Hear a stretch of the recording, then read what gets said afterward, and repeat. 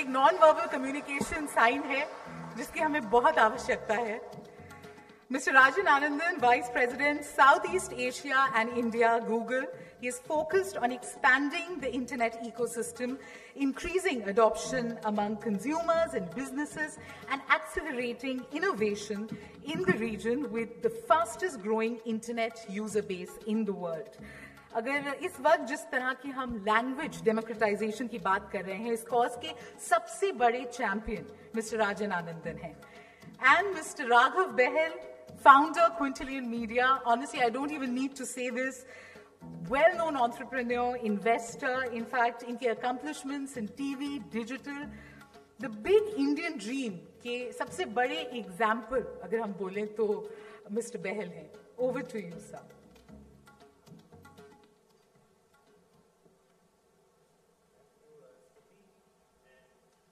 Wonderful to have you here. It's a fireside chat. No fire, but we'll talk anyway. Let's hope there's no fire. So, I'm tempted to start this off, really, because I've heard this whole conversation since the morning, and there was one contradiction which I've not been able to resolve, and I don't think there is anybody better than you to throw more light on it. So we talk about how India is... we compared India to Japan, Korea, China. Those are monolithic markets in terms of language. So when we say 600 million in China, we are talking about 600 million Han Chinese. They speak one language. India is a complete reversal of that. When we say 400 million Indians, at least 20 significant languages. So therefore, India is not such a large market. If you're going to compare apples and apples, then in every language term, India is only 20, 30, 40 million, 20, 30, 40 million, 75 million English. How do you resolve this? Because this one contradiction I did not hear anybody resolve.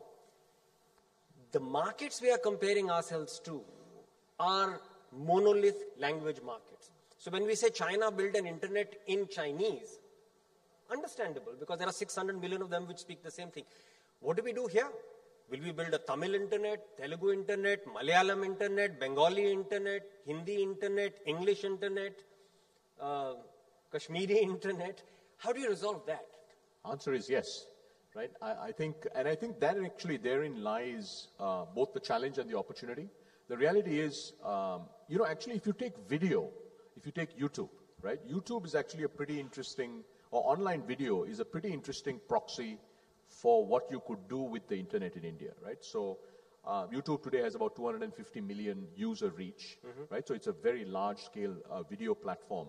And it represents almost all languages, right? And now video, interestingly, content creation in video has been much easier because you can just create it and you upload it. So some of the very severe challenges we've seen in content creation, let alone access, whether in most non-video, for the non-video internet, they've been overcome with actually video. So short answer is, look, we are going to have, in many ways, I mean, the way to think about India is to think about, let's say, Western Europe or Europe, right? Except it's all one country. That's right. Right? Different languages.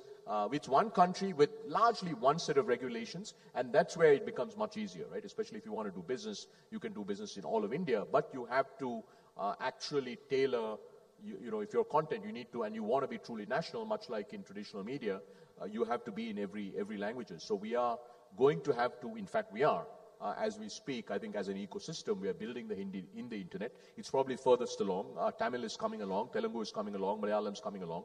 But these are all, we are going to have to do these languages one at a time. Now the good news is, each of them is like a France or bigger, right? France or a US. The largest one is close to being a US, and the smallest one, Goa, is like a Singapore. So that's sort of the way I think about it, and it poses challenges, but also I think it's actually a great opportunity, right? Because it's not easy to do. So on the one hand, if you truly want to be an Indian internet company over a period of time, you're going to have to really make your products and services work in all these languages. They have to work seamlessly. But on the other hand, if you actually want to build, so my hypothesis, by the way, is, I don't know whether you thought about this, but just NCR, by the year 2030 becomes $1 trillion economy. So NCR is like Indonesia. Indonesia is Bahasa.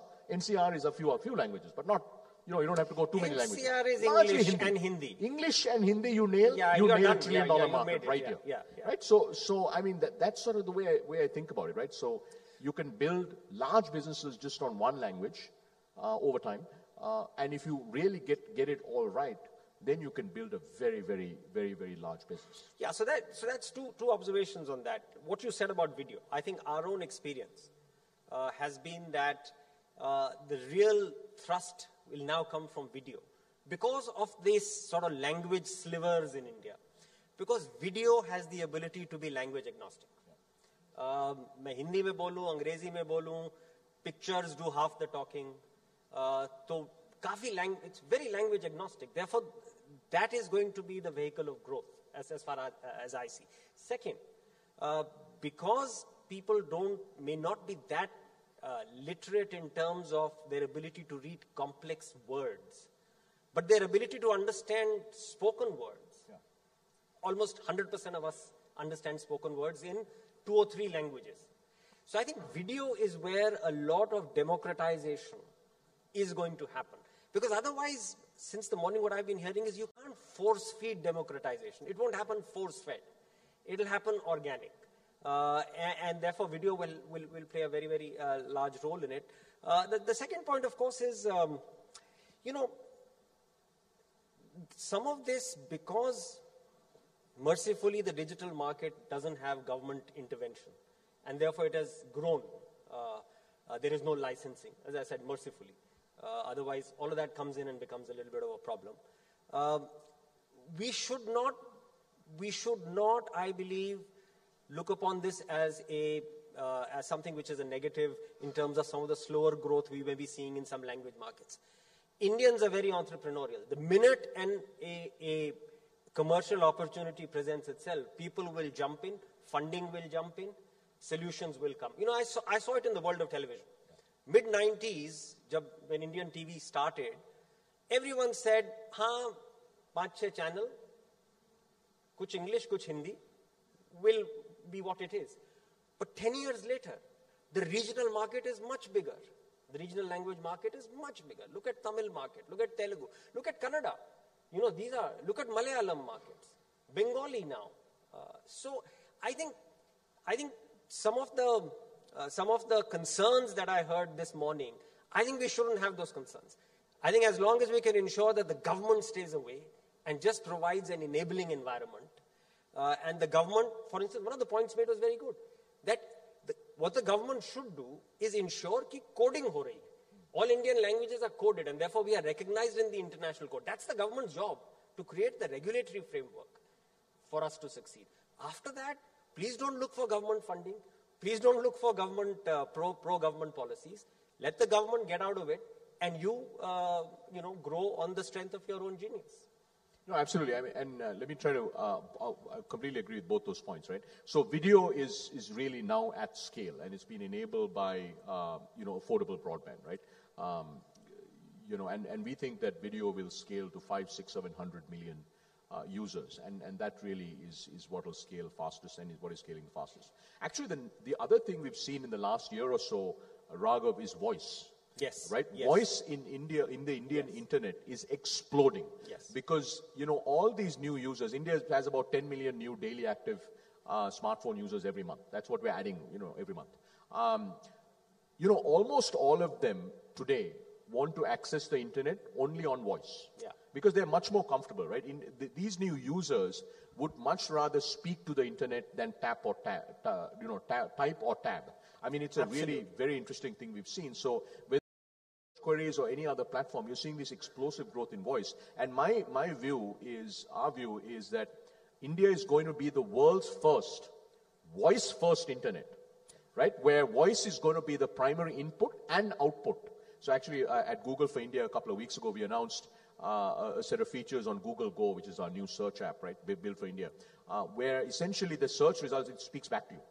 So you can actually click. So instead of reading, so you ask a question, and let's say there's an article, and instead of you reading it, it just speaks back to you. So we think that voice, and if you think about voice, sort of a voice in Indian languages with a combination of video, I think that is the new consumer internet product in India, right? And it looks very, very different from anything that has ever been built in the US or the West. Absolutely. And actually, in fact, looks very different in China, right? We are actually leading the way. If you look at India today, we are leading the way. I mean, it's very interesting. China only has 500 million online video users. We are already just one platform. YouTube is at 250, right? If you add everything else, we are 300. That's what I'm saying. So language diversity will drive that. Absolutely, absolutely. So right? it's a strength. We shouldn't look upon it as a weakness. Oh, no. I actually think it's a massive advantage, right? Because it's anything that is difficult eventually becomes a competitive advantage. Correct. Right? So I agree with that. And then secondly, look, I mean, our estimates are by 2020, the Indian language online advertising market, online advertising in Indian languages, hit 6,000 crores. I mean, that's the projection we had made. We are on track to do that. It's really, it's off a small base today, but it's growing very, very rapidly, right? Interesting stat for you. 95% of all content consumed on YouTube in India is non-English already. Yeah. Actually, more like 96, 97%, right? I can absolutely believe and that. And the online video is actually monetizing pretty well. So online video monetization, by definition, is not English. So I think, look, money will come, and as you said, Indian entrepreneurs are phenomenal, right? Yeah, they will go where the money is. Leave them free. Don't tie them up. Is my only concern. And we now welcome Mr. Gadkari. He's here, and I made my big points about the government when I saw it from the corner of my eye that he'd walked in. So I should, be able to get his attention. Rajan, one point that you talked about, and this is not personal to Google or personal to Facebook, but when we say 6,000 crores, 7,000 crores, the fact is that both of you are taking 90% of that. Almost 90% of online advertising revenue is going to these two platforms. And then the change is left for about 1,000 publishers like us to pick up.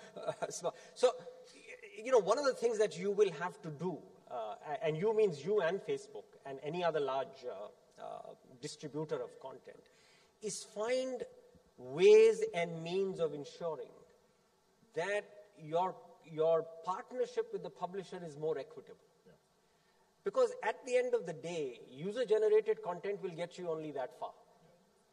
Yeah. What I really want to hear from you is, we are beginning to see now in the world of content that the publisher is beginning to get more power in his hands, because the consumer, the discerning consumer, is going to better quality content.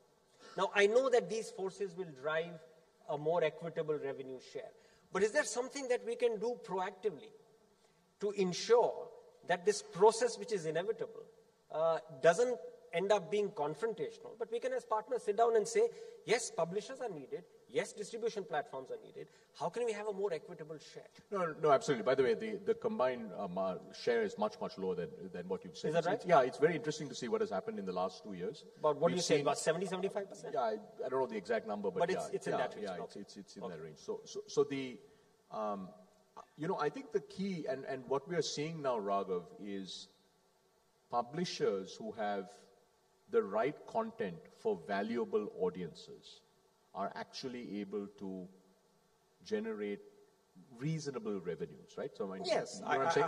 I would say yes. So, for instance, if you have let's say, a platform for women who are in the, between 18 to 35, and you get 20 or 30 million very active users on that platform consuming, whatever the right set of content is for that audience, that platform will generate 20, 30, 40 million dollars of revenue.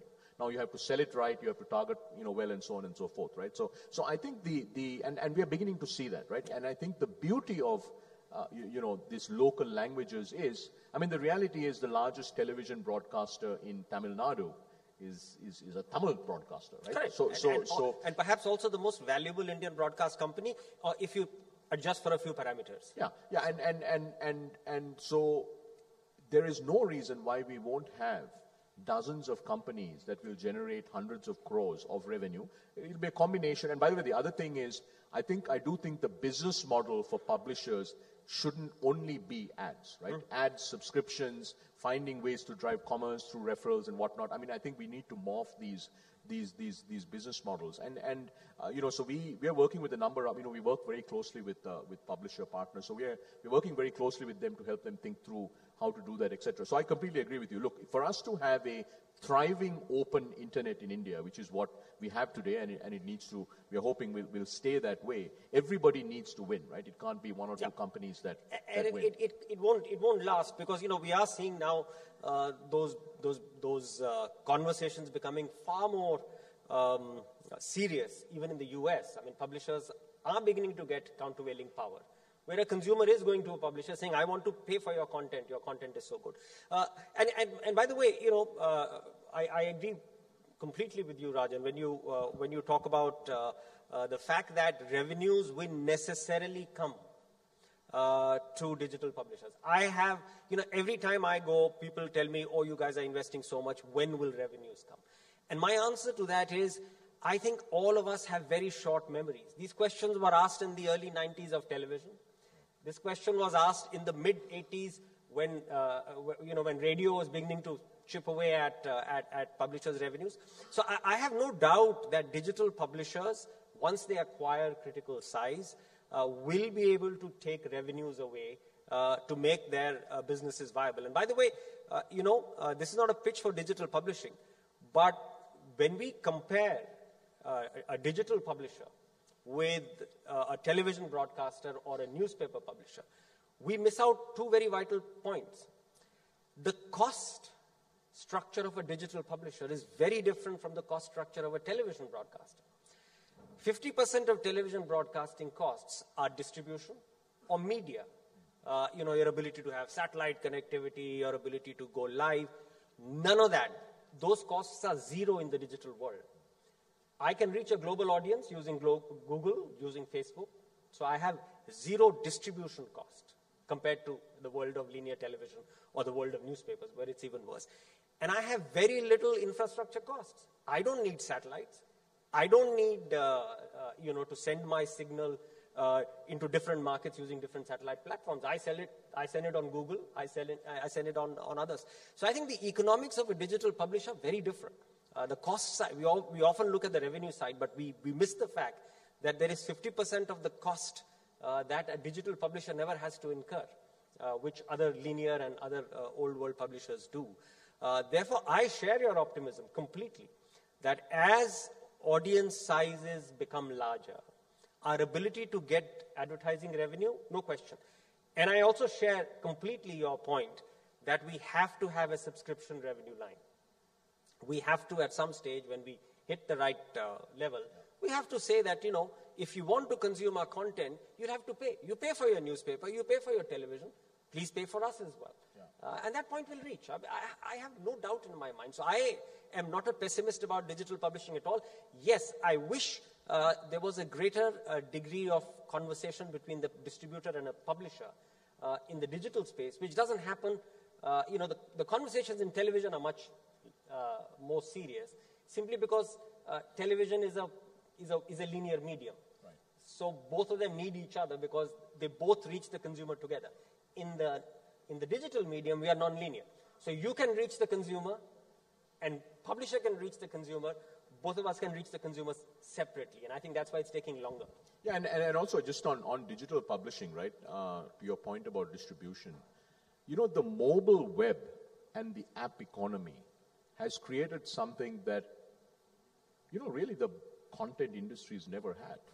Because once you get a compelling app in the hands of a user, if it's compelling, they will use it. And all of a sudden, what you've got is not just direct, they come occasionally, right? So I think this idea, that's why you look at, companies like ByteDance in China, right, that are worth $40, $50 billion because, there are hundreds of millions of people that use this app every single day, right? If somebody had come to me 3-4 years ago and said, look, I can build a content product that basically meets the toothbrush test, use every day, other than news, right? News, obviously, you can. I would have said that'd be hard to imagine. Well, now we're seeing examples from around the world where it's possible. So I think, I do think it is a very different type of business, right? It's different on the cost structure. Your ability to reach the customer is very different. Your content also needs to be different. Like, for instance, it should be video-led. Over time, you've got to very quickly enable voice in, voice out, all these kinds of things. And if you build a product that's actually suited to that kind of user, right, the economics over time should not just be good, they should be better. They should be better. I completely share that optimism. Of course, as you said, the product is necessarily different. One way it's different, and that was my first learning. See, 4 years ago, I came from this I can now only call it the very blunt and old technology world of television. It's a very blunt technology, right? It's linear. You throw the signal, you catch the signal, and you can do nothing else with the signal. You can sit down and watch it. The digital world, the technology is so much more complex. And I was, 4 years ago when I first had my brush with digital publishing, and I realized the power of technology embedded in the digital publishing business, which is irrelevant in newspapers, hardly relevant in television, but it is the soul in digital publishing. I mean, measurability, for instance. Yeah. You know exactly who is consuming you, what his name is, where he or she is situated. I mean, that's the kind of power that television never has. Your ability to do a two-way conversation with that person, television never has that power. Newspapers, of course, are totally remote. They don't even know where they've reached or where they've not reached. At least television knows where it's reached, which household it's reached. And then I was fascinated by the programmatic advertising technology. That's right. I mean, for someone 4 years ago who didn't understand that much of digital, when I saw the world of programmatic advertising, I said, this is amazing. I serve up my content, and then Google has an AdWord search, and then an advertiser sitting probably in Israel serves the advertising, and in a nanosecond, it's on my platform or on my content. And it boggles your mind. As I said, especially if you're coming from the pretty old world, old technology world. It is. I'm glad to hear that you're excited about programmatic. I think we should wrap up. It says, please wind up and no Q&A. Oh, all right. Okay. Since Minister is here, we should certainly wrap up. Yes. Okay. Thank you very much, Rajan. It's been a pleasure. Thanks, everyone. Thank you. Thank you so much, sir. Gadkari ji आ गए हैं. Thank you so much. आपका बहुत busy schedule है, पर इससे पहले कि मैं आपको स्टेज पे बुलाऊं, एक छोटा सा वीडियो है जो हम चलाना चाहेंगे. It's a special video which is